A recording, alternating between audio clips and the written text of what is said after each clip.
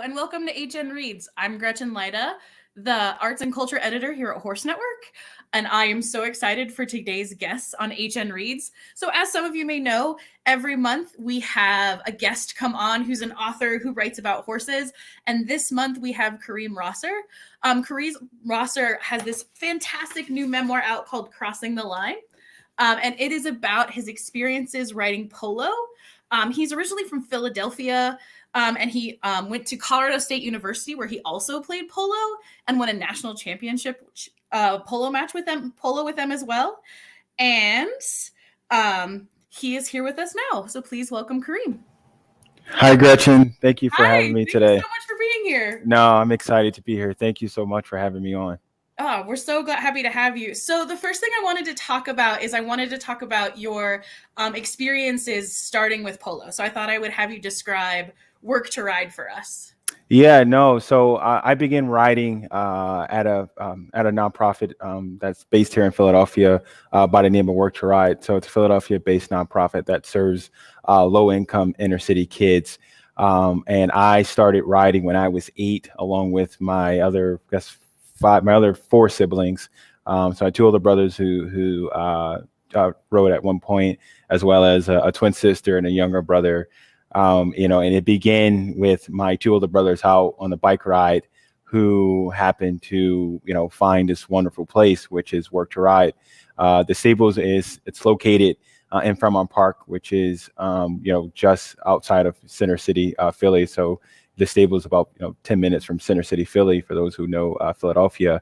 So my brothers joined the program probably back in, I want to say, 99 or so. And then I kind of tagged along after them, and it's been history ever since. And how old were you? I was 8, so I was very young. I was a timid little boy. I arguably was, very scared at when I first, walked up and touched a horse.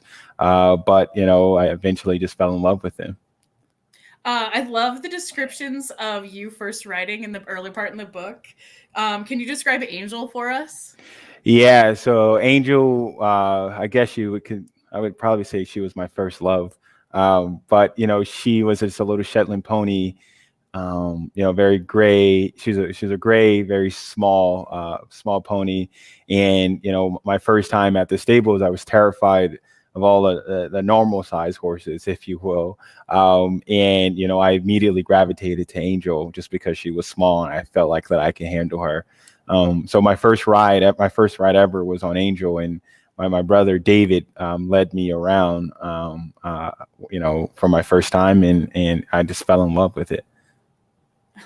So great. The other part that I like is that you switch from Angel. Of course, this is Horse Network, which is great. We just get to talk about horses. Yeah. And the audience is all on board about it. The other thing I also like to note to the audience is that if you have questions for us, please leave them in the comments. We love audience questions. They are fantastic. The next horse you had was named Buck, was the next horse you rode. And Buck immediately bucked you off. Yeah. How did you talk yourself to getting back on? Yeah, no, Buck was a paint horse. He was the first, I guess, normal size horse that I rode. I've always been a timid and I guess afraid of most things. So I kind of always sit back and watch everyone do anything before I actually tried it myself. And Leslie, the founder of Work to Ride and current executive director, she had this thing where, we eventually would graduate to another horse. We also had assigned horses. I started obviously I outgrew Angel, and it was time for me to get on the bigger horse. And I guess unfortunately, maybe fortunately, that was Buck. And his name, it describes him well because most people got on him and got bucked off. Like most riders, I got bucked off and just got back on. It was a learning experience for me. Nice. Did you so one of the things that I was really struck by in the book is how all of you and your siblings seem to have this deep connection with horses. What is it about horses that draws you to them? Yeah, I mean, for us, we came from a very tough background. We grew up in one of the toughest parts of Philadelphia in West Philly that I talk about in my book called The Bottom. You know, and you know, for us, kind of growing up in a you know, coming from a tough neighborhood and a really, you know, unfortunate, just hard environment. You know, horses it was our escape. You know, it was an escape for us. You know, it was a moment. You know, it was a time for us where, you know, we didn't really have to worry about anything, and we all of us were, you know, animal lovers. You know, whenever we were at the barn, it's kind of when we were where we felt safe, and you know, horses, you know, just kind of just eased us when we were around them. One of the other things you talk about is how um, Leslie really makes you feel as though it is safe in the place for you. Can you describe Leslie for us and like tell us how she did that? Yeah, so Leslie, like I like to describe her as a saint. So you know, she's a founder and director and executive director of Work to Ride. You know, she came up with the concept back in 1994, and you know, fortunately, she was able to find a space in Philadelphia to serve low income inner city youth.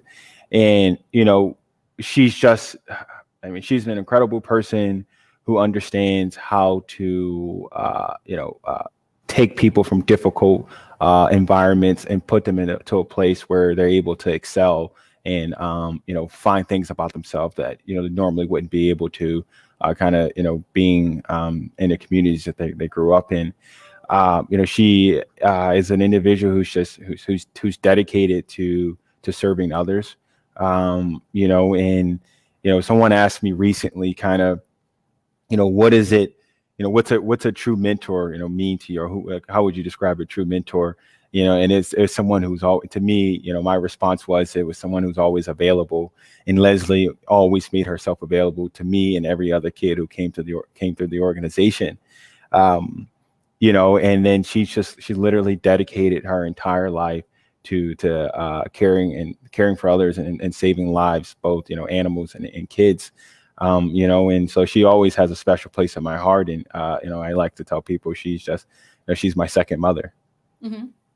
Yeah, and you've been doing a lot at Work to Ride too, as well, haven't you? Like you've been doing a lot of fundraising and things. Yeah, so I'm still very involved with Work to Ride, and I serve on the board, serve on the executive committee as a treasurer. You know, and one of my ways of giving back is to obviously stay involved, but to figure out how to take the organization to the next level, in terms of, you know, it's kind of building on what Leslie's have already created, you know, over the last couple of decades. And you know, some of the things that we're hoping to achieve over the next couple of years is to build a new indoor riding facility here in Philly, refurbish our current facility that we have in Philadelphia, and then also seed an endowment so that we're able to grow the program, and also sustain the future of the program moving forward. But you know, another thing is that we would love to roll out the program model across the country. You know, that's kind of our long-term goal. And fortunately, you know, I have the privilege now of serving on the board and being a part of the organization that changed my life, and all the other kids that have come through the organization as well. Well, that's fantastic. Like it's so great that you're giving back in such a like fantastic way. Has it changed since you left? Since you Yeah, I wouldn't say not much has changed. I mean, Leslie still spends probably like 100 hours a week at the barn, which is insane. You know, I think, you know, again, many horse people are probably watching this, and we all know, you know, being at the barn is just one of the best places to be. But you know, again, Leslie has devoted her entire life to the barn and helping the kids. You know, and you know, the program is still, you know, serving the community. Still, quite a few kids are involved, and we have a number of programs, from our summer camp program to our riding lesson program, and many of the outreach programs that we are involved in serving local schools. You know, and you know that there are still a ton of barn rats like myself when I was there. And it's a special place. Not much has changed really. You know, again, we're hoping to change the infrastructure and, you know, moving forward, but to only better the organization. That's so great that it's going so well, and it's been a long time. Like 1994 is it's quite a while ago. Yeah. It's incredible, you know, to just think about kind of that it started, you know, yeah, in '94, and you know, going on our 27th year of you know, being around, and you know, just the impact that it had on me personally, and then the impact that it's continuing to have on Philadelphia. Mm-hmm. That's great. So what is it about polo that you decided that polo was going to be your horse sport? Yeah, so it's really funny. Leslie started the polo program, I want to say in '99. And, at that time, there's still a handful of kids involved in the program. And she learned a little bit about the interscholastic and intercollegiate polo program that is, offered through the United States Polo Association. So when those kids started and had no idea, how to play the game, didn't have any equipment, basically you kind of just showed up with absolutely nothing. And then fortunately, by the time I got there, there was a little more infrastructure and I guess just a little bit more structure.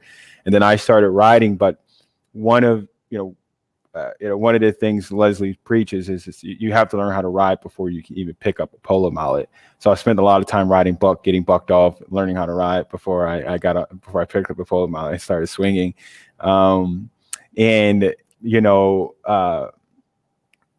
so even before then, I did a lot of equitation, a lot of gymkhana stuff, brand barrels, and did a little bit of show jumping as well.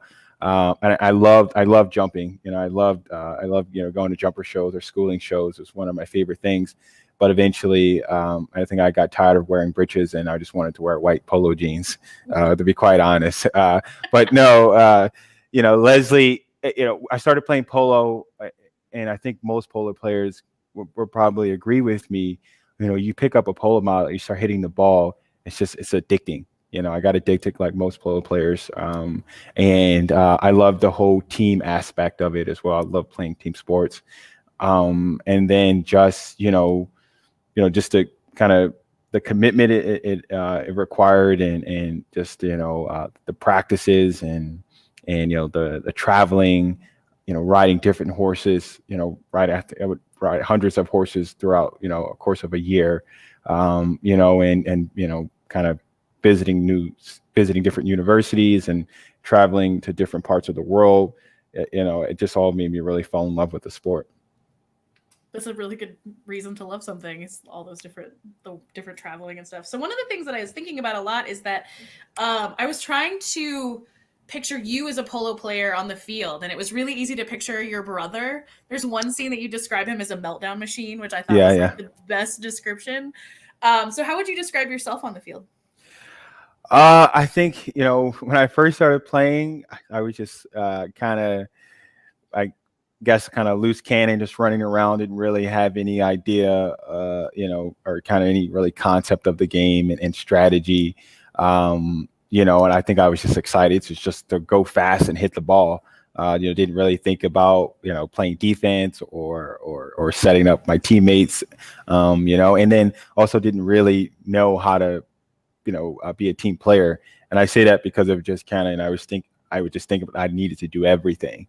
So when I first started playing I guess, long and short, it's just, I was just all over the place. And this over time, a lot of practice, a lot of repetition, I got better. I learned how to become to be a captain, learn how to properly captain the team. And I figured out the team aspect of the game, rather than just running around like a chicken with my head cut off. Has polo taught you a lot about leadership skills in your current life?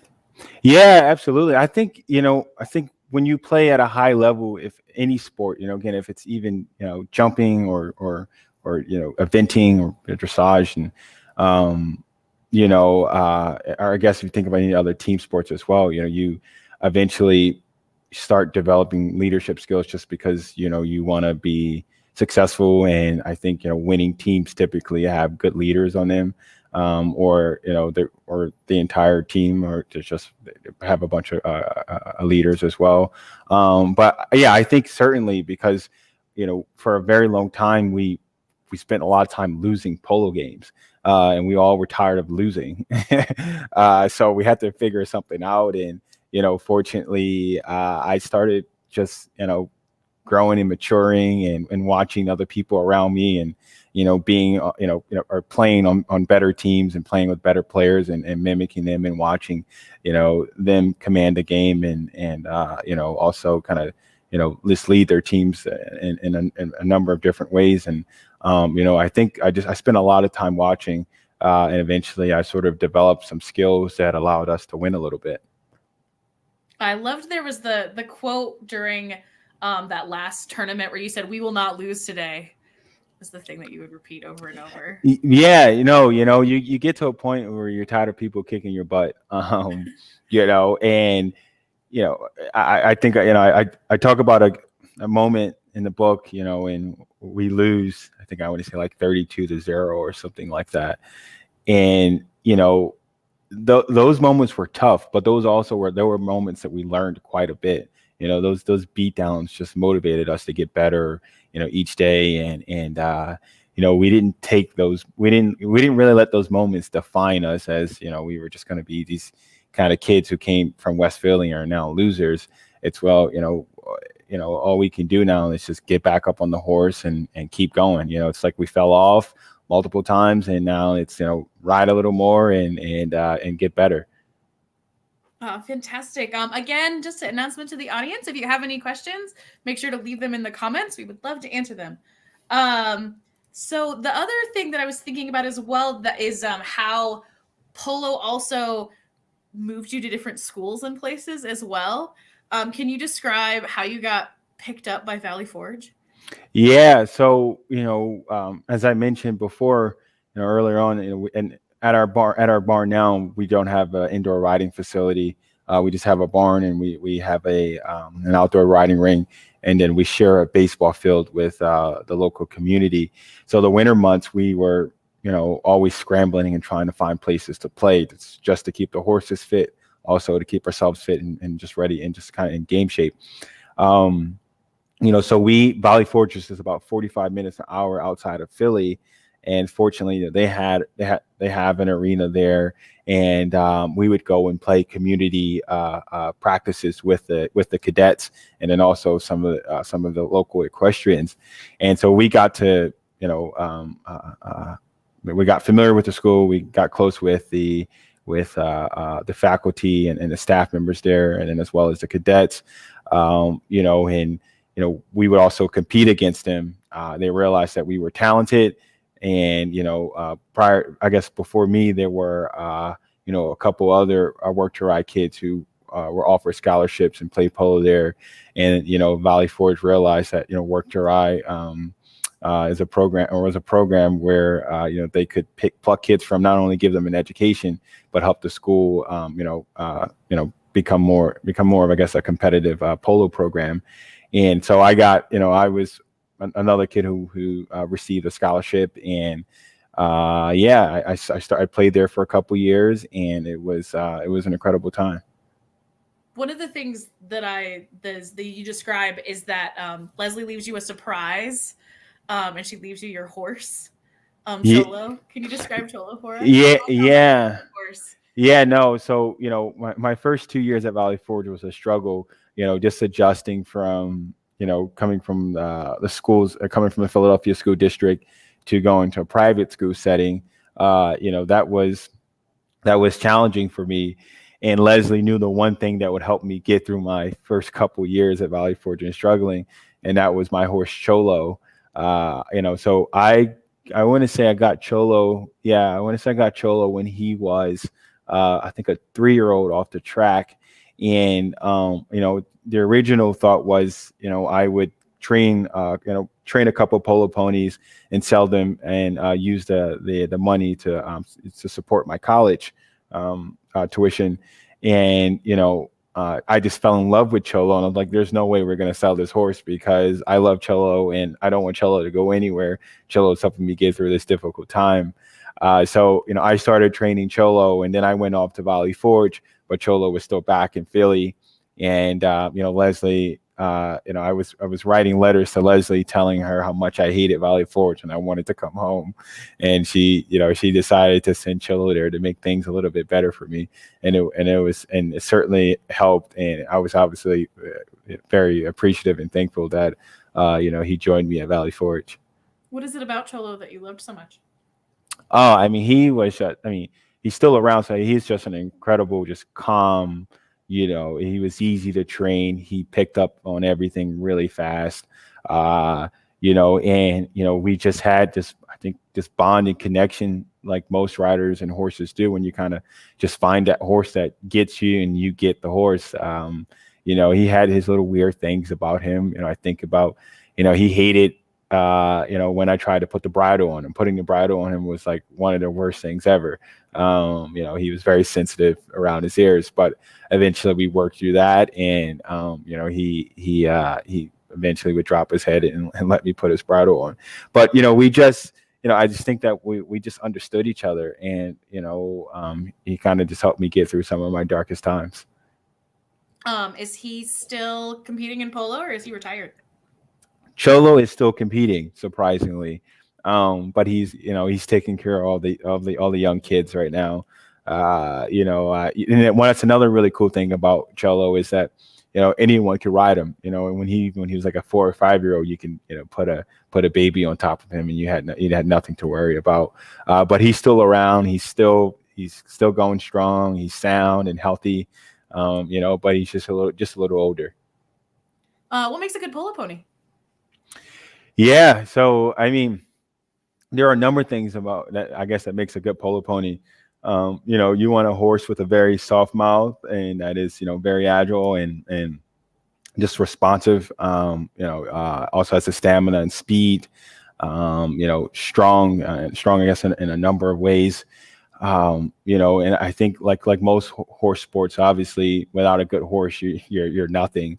So a lot of people, I argue and say, the polo pony is probably about 90% of a player's game, meaning, you eventually you get to a point to where you're able to hit the ball and you can score and you can do cool things on top of the horse. But if you don't have a good horse, you're not doing anything. But I think you definitely, you want a horse that, some people like to call them bomb proof, where they can go out and compete, and but also, last a period, or in polo we call them chuckers, which is a quarter, I guess, equivalent to a period. But a horse that can kind of, withstand the kind of, I guess, demanding workload, if you will. You describe one of your sponsors at Valley Forge as he often would say to you, he thought horses were silly. Does he still think that? I don't know. I imagine maybe. I haven't talked to him in a very long time. Our relationship was, I guess, maybe a little rocky. But I'm very, very grateful, and I appreciate his support and him helping me get through Valley Forge. But yeah, I don't know how he feels about. I imagine he feels the same, because he didn't like horses when I was at Valley Forge. Yeah, some people are like that. Some people they just have their opinion about it, and that's how it's Yeah. going to be, right? What has the last month of your life been like since the book came out? The book came out on the 11th, right? Yeah, it came out on the 9th, but it's been overwhelmingly great. Just being able to share the story and different events that I've attended and been a part of, and the new segments I've also done. And all the interest I'm getting in the Hollywood world as well. It's been an incredible month for me personally, as well as my family. And we're just excited just to be able to share this story. And one of the reasons why I wrote this book is, I'm hoping to just inspire people, and not just people from Philadelphia or kids from, where I grew up. But, I think this, as horse lovers and people who know the power of horses, I'm hoping that this story really touches them as well. And, but it's been a great month, and I'm excited to just have this book out, and I encourage everyone, who hasn't read it yet, to go out and pick it up. What was it like to write the book? It was a tough and long process, and I think it was tough for a couple of reasons. Is kind of talking about some of the most difficult moments and times in my life, and sharing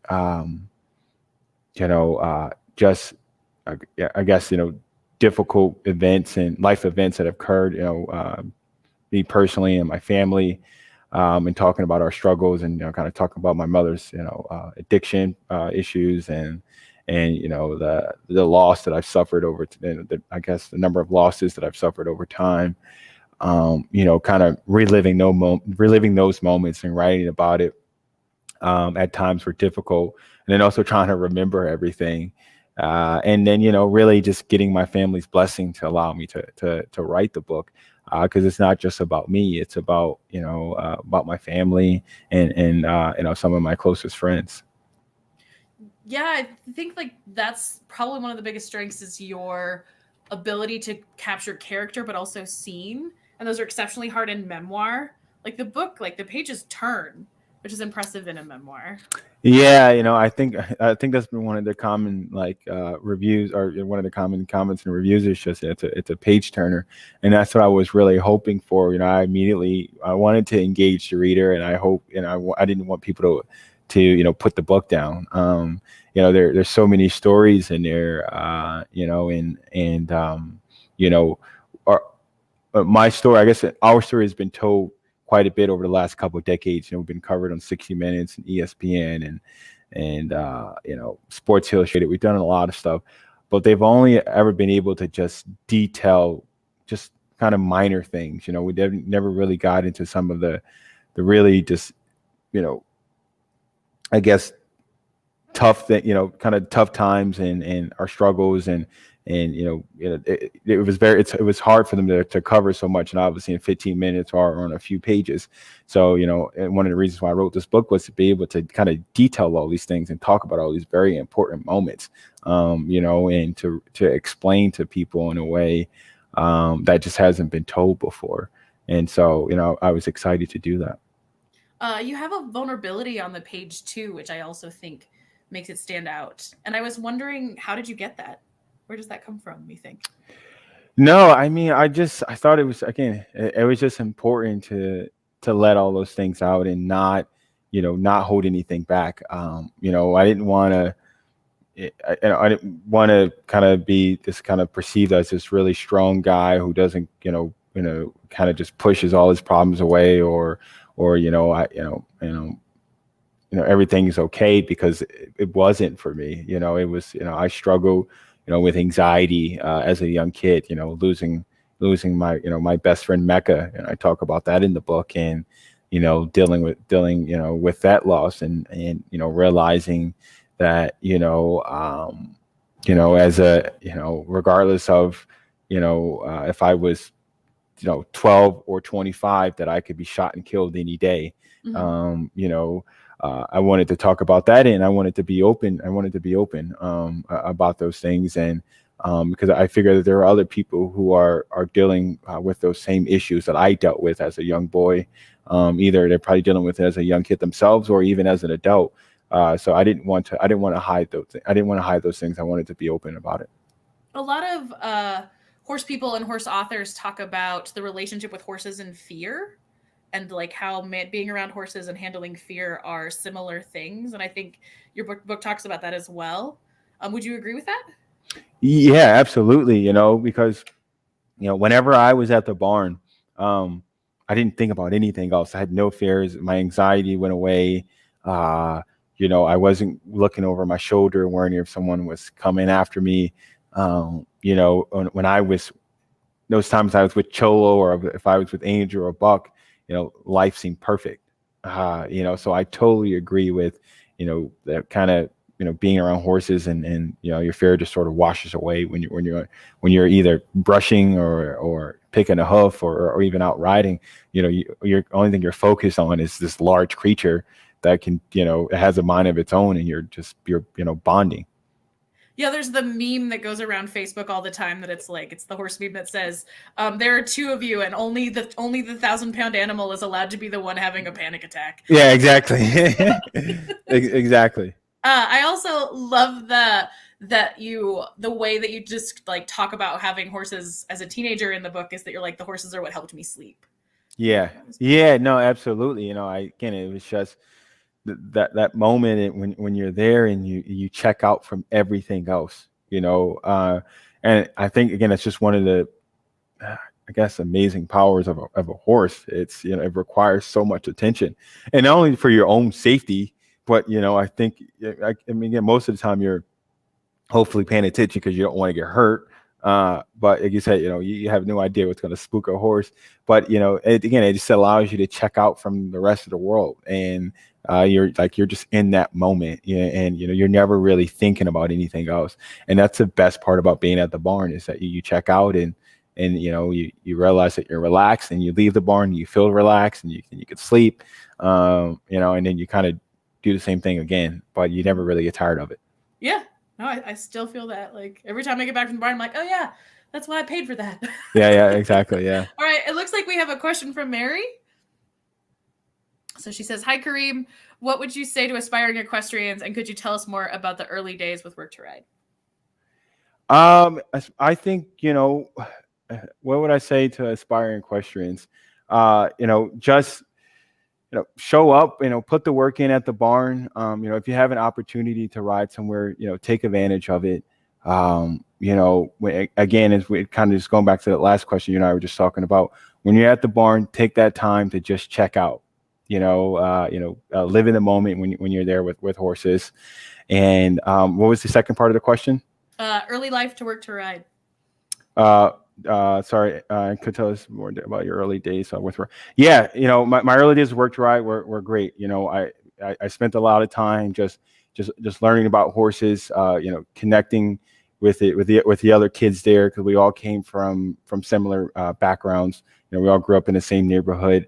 In early days at Work to Ride, we had very limited resources as well. Leslie was still out and searching for contributions and figuring out how to support the program. We there were many days where we were out standing on the corner raising money just to feed the horses at the barn. Leslie again sacrificed quite a bit to just make sure that we were fed, to make sure the horses were fed. So the very early days were tough for us. But we figured it out as a group, and we persevered and ended up winning championships. I know that you mentioned in the book that your brother also went on to play college polo. Yes. Or what is he up to now? Yeah, so my brother Damar, who I call him his in the book, his name is Gerb. That's his nickname. He went on to Roger Williams University to play polo. He and our other teammate Brandon Reese, where they founded the Roger Williams polo team. And I love kind of bragging about them and talking about their story. And they left Work to Ride, went on to college, and they won Roger Williams first ever national championship in any sport at the school, which I think is incredible. But Damar is now he's in the Boston area working as a marketing coordinator at a construction company. That's amazing.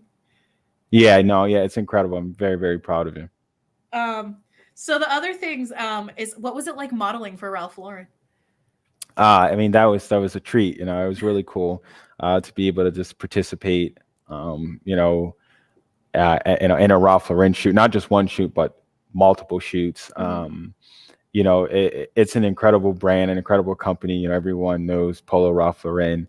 And fortunately, one of the things that I'm most grateful for about the opportunity with Ralph Lauren and our relationship with them is, just their support. Just them supporting the charity and Work to Ride. They obviously have given us a number of opportunities to be involved in both their regional and global campaigns, but they also made a contribution to the organization. So they believe in our mission, which is something that I'm very, very thankful for. But I think every I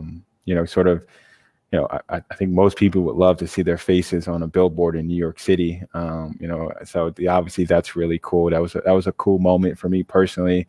I think my mom was probably the most excited person out of everyone. I think she should.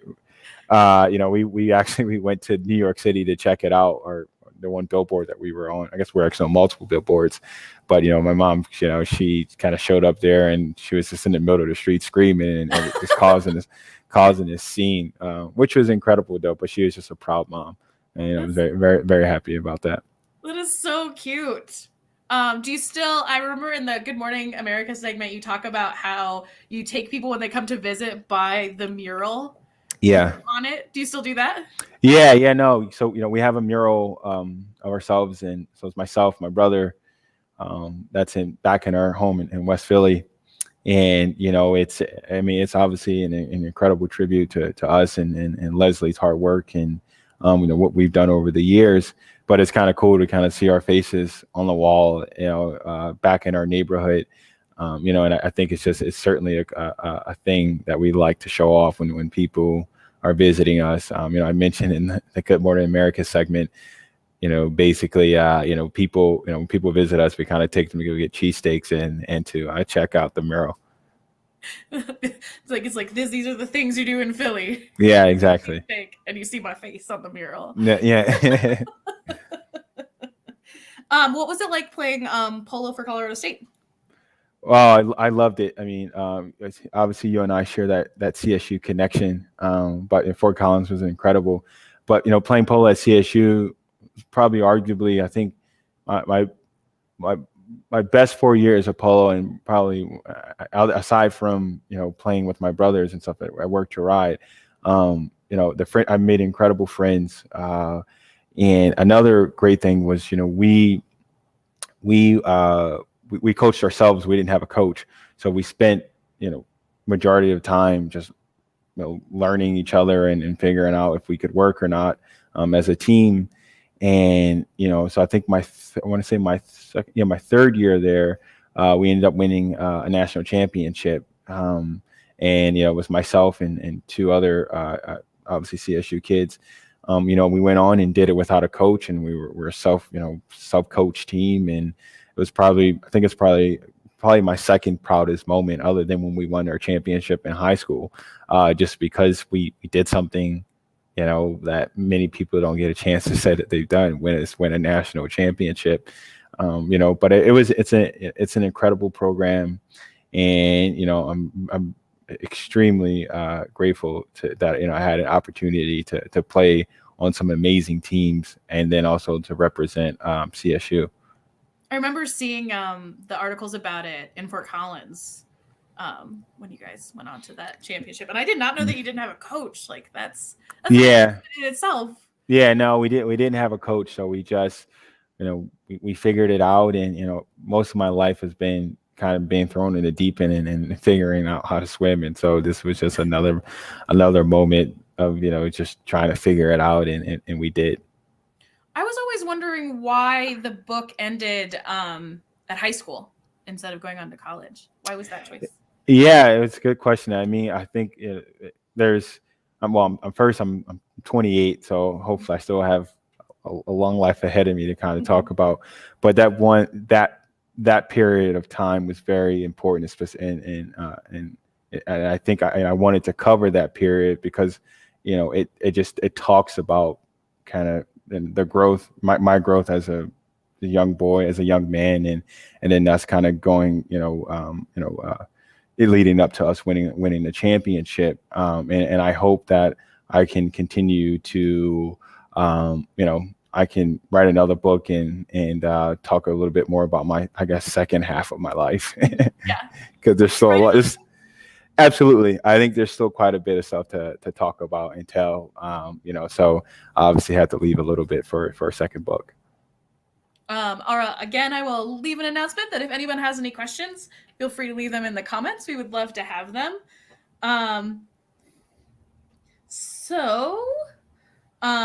These are the other questions I had. So, has polo changed at all since 2011?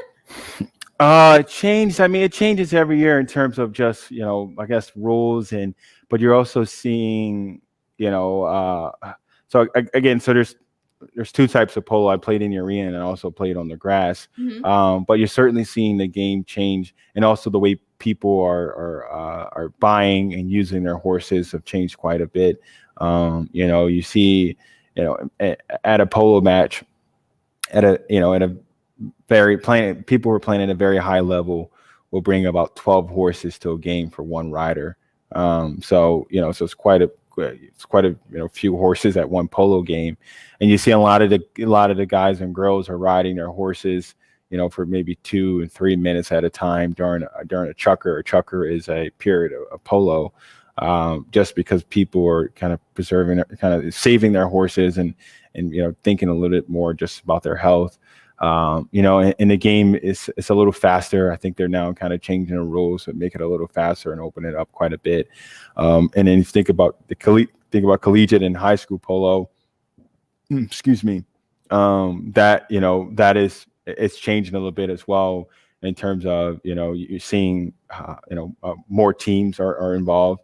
I want to say there are nearly probably a couple hundred collegiate polo teams now. The high school program is growing as well. And I think it's still very competitive. It sounds like you're also describing that it might be more inclusive than when you graduated from high school. Yeah. I think it's always since I've been involved. I never really felt like it was exclusive. But certainly I think the sport itself and USPA in particular, United States Polo Association, are doing a little more to make it accessible to others, both those who only want to buy one polo pony, and then for people who just can't afford it at all. You're seeing that there are more programs popping up around the country to certainly make it a little bit more accessible. The question I had just went by. I apologize for that. The other question I had about polo. It's one of those sports, like I've been to a few polo matches and it's really fun to watch. Do you think there's a way that it could become more, a more spectator sport than it currently is? Yeah, so it's interesting because the arena polo is one can argue that it's more spectator friendly because it's 3-on-3. It's inside of an arena. It's enclosed in the arena. So you're basically on top of the riders and players, and you're very up close, and you can see the action. It's more contact. It's more contact going on. You can see quite a bit. But when you're playing on a full size polo field, which is equivalent to 9 football fields, it's quite hard to follow the game and to follow the ball. So those who have an opportunity to go to an arena polo game, I certainly encourage you because it's much more I guess it's spectator friendly and a little bit more engaging rather than when you're watching a polo game on the field. It's just hard. But I think they are trying to figure out ways on how to make it a little bit more better for the spectators. But I think just the physical size of a polo field, it is what it is. It's not much one can do other than maybe bring a pair of binoculars to help them follow it, I guess. So if you really want to be able to watch the game, try to find a nearby arena polo game. What is your I know that you talk a lot in some other interviews about how horses and polo are not as much a part of your life anymore. How are they part of your life right now? I wouldn't say they're not part of it. It's certainly I'm still very involved. Especially I'm still involved with Work to Ride. I'm just not at the barn 7 days a week. I'm not playing polo 7 days a week anymore. So grown up thing is rough. Yeah. So I spend a lot of time, I work at an asset management firm here in Philly. So I spend a lot of time in the office at my desk, and, I'm hoping to get out on the horse a little more, especially this summer if I can. So it's still involved. I still follow the game. I know who's who. I know what's going on. Who are the top players? Who has the best horses around. So majority of my friends are polo players as well. So I spend a lot of time still kind of keeping up with them. But I can definitely say I am not in riding shape right now. Oh, that old chestnut. Yeah. I love this scene in the book where you and your brothers are all sitting around the grainy TV watching like recordings of polo matches.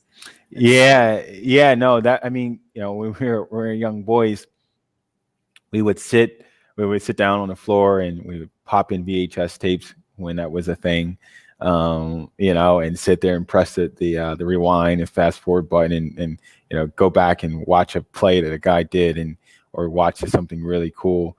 But that's how we learned. That's how we learned the game too. We spent a lot of time watching these guys and girls out there playing, and this, just remembering plays in our head and watching, how they hit the ball and watching their form. And then we would, then go back out and try to mimic the same thing just to see if we could do what they did. And now it's also this our time of bonding, and we would kind of talk about our dream farm and our dream barn, and how we wanted to breed horses, and the horses that who was going to ride what horses and what we were going to name our horses. It was just the kind of that intimate moment that most families, I think, you have when you're younger, or at least you hope to have those sort of things.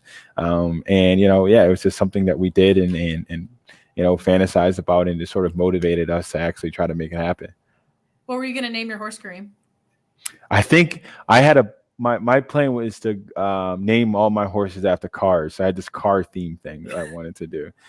So I remember I named a couple horses that worked to ride after cars, and then I think I just kind of grew out of that little phase. I think I have one last question for you. Where do you see horses in your life in the future? No, I think again, I talk about in the book of having that family farm. That's something that I still would love to have. If that's kind of with my mom, and now I have I think 9 nieces and nephews. So the family's growing. I hope we're going to have some more riders in the family. But I think once I kind of settle down a little bit more and continue on in my career, if I'm fortunate enough, I would love to go buy some land and have that family farm with my siblings or with my own family. Well, fantastic. Well, thank you everyone for watching, and thank you so much, Kareem Rosser, for coming. Don't forget to pick up a copy of his amazing new memoir, Crossing the Line. And thank you for being here. Thank you. No, I appreciate it. Thank you so much. It's great. It was great to be here, and thanks for having me. Well, it's been such a pleasure having you. All right. Thank you.